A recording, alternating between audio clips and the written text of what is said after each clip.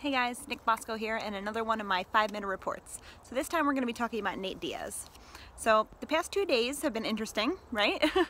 So first, starting from the beginning, Nate Diaz came out and said that he was notified by the USADA that he was tested slightly elevated for some substance and he wouldn't be showing up to the fight because, you know, they were against him, the UFC was against him, the USADA was against him, they were trying to frame him, and he's a clean athlete and he didn't take anything.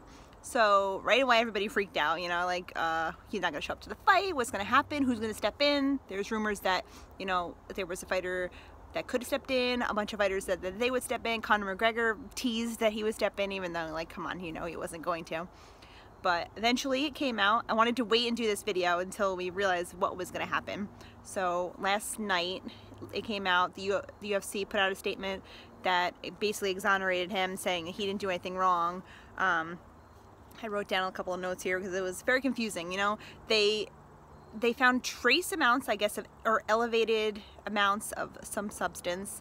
So the UFC put out a statement saying, dating back to August 31st, they changed the requirements of what is positive, I guess, the threshold amounts. So there has been significant changes to the minimum thresholds. Anything below a certain amount is now considered like an innocent contamination, they said.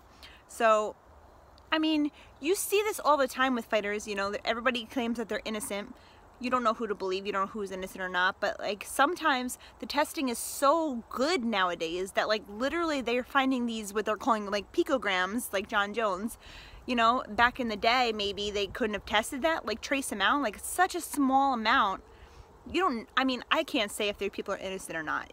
You know, maybe you took something a couple months ago and only a picogram is left or something like that, or maybe it was, you know, a tainted substance. If me or you, you know, we're not fighters, but if me or you were tested by some of these tests, maybe you would test positive for a picogram. It's like you're not trying to cheat about anything. You're not a professional athlete, but you know, who takes protein, like whey protein or something they buy at like GNC, or who takes like a BCAA or like any kind of supplement that you take, you know, even multivitamins. I think what they said Nate Diaz tested was a multivitamin he was taking. So how many of us regular people, you know, are taking these supplements and, you know, you might have these trace amounts in you. So I think it's good, the fact that they're like raising these thresholds up, because the testing is so strong that they could probably find something in anybody.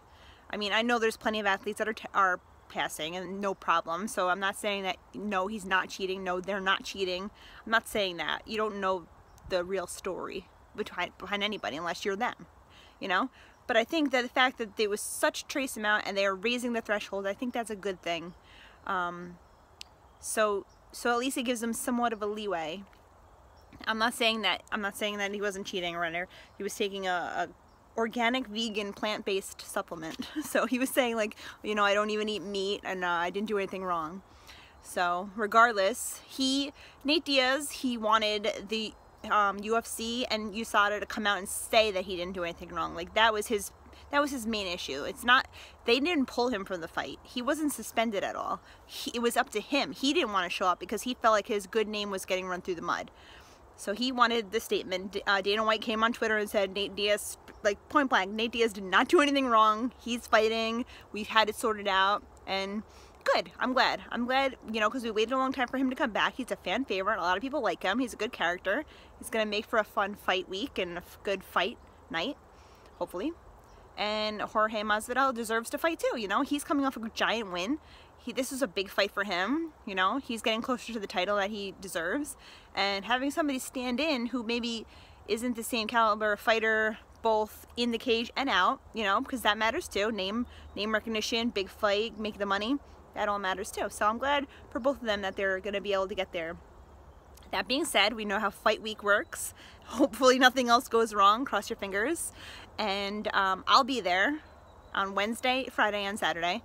So hopefully I'll be adding some more of these short videos and some more longer videos, and maybe I'll, like, I don't know, get like a selfie stick and like you can follow me around the city or whatever, and we'll see what's going on. So that's the 5-minute report, which is about 5 minutes now, so thanks so much. And that is just my quick 2 cents on the Nate Diaz situation. You can follow me on Twitter at NickBoss, NIKBOS, and thank you. I'll see you guys later on the week.